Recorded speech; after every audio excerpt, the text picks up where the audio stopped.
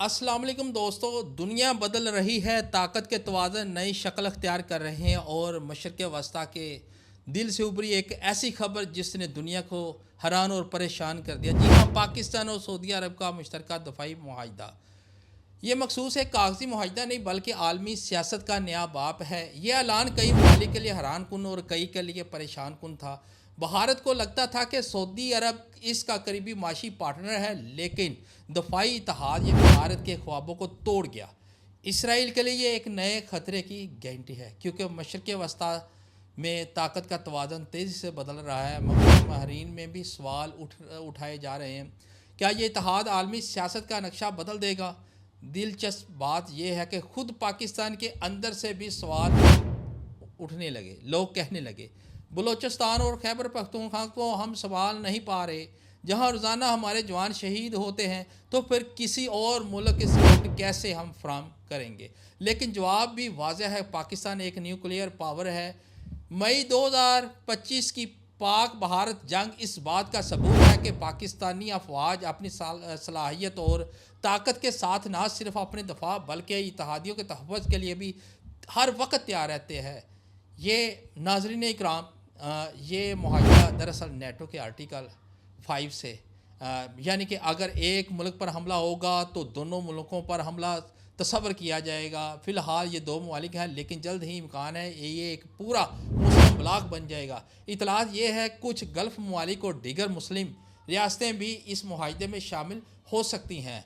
अभी बातचीत चल रही है, हो सकता है मुस्तक़बिल करीब में दुनिया एक नए ताकतवर इत्तेहाद को जन्म लेते देखे। सवाल ये भी उठता है कि सऊदी अरब को पाकिस्तान की ज़रूरत क्यों है? जवाब ये है कि सऊदी अरब दुनिया के अमीर तरीन ममालिक में से एक है, लेकिन दफाई लिहाज से हमेशा ख़तरात का सामना करता रहा।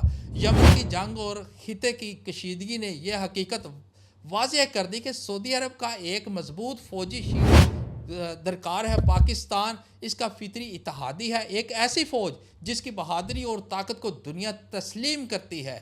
इसी तरह पाकिस्तान को भी सऊदी अरब की ज़रूरत है।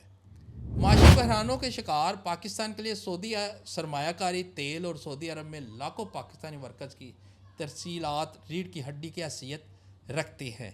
ये मुआहिदा पाकिस्तान और सऊदी अरब दोनों के लिए एक जीत है।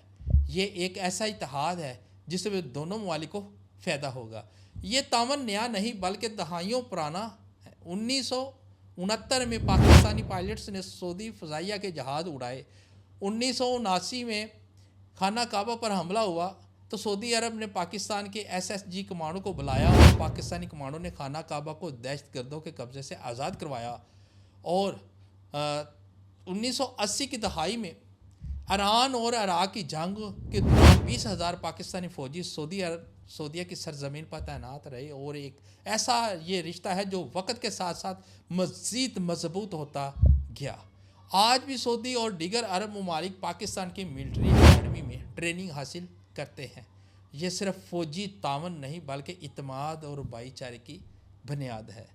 फ़लस्तीन को ट्रेनिंग भी पाकिस्तानी आर्मी देती है। इसका तावन का हिस्सा भी रहा जो जुल्फ़िकार अली भुट्टो के दौर में शुरू हुआ।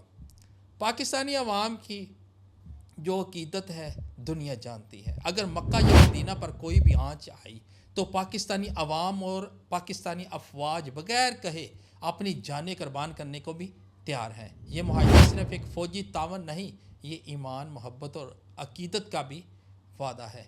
नाज़रीन इकराम, बात यह है दुनिया हैरान है, दुश्मन परेशान है, लेकिन एक बात तय है, पाकिस्तान और सऊदी अरब का ये जो मुआहिदा है मुस्तक़बिल में एक बहुत बड़ी ये ताकत बनेगा, आलमी सियासत का रुख बदल देगा। ये सिर्फ आगाज़ है, बहुत जल्द दुनिया एक नए मुस्लिम दफ़ाई ब्लॉक को उभरते देखेगी और ये ब्लॉक आलमी ताकतों के लिए एक नया चैलेंज होगा। नाज़रीन इकराम, अगर आपको वीडियो अच्छी लगी तो वीडियो को लाइक, सब्सक्राइब और कमेंट्स ज़रूर कीजिएगा।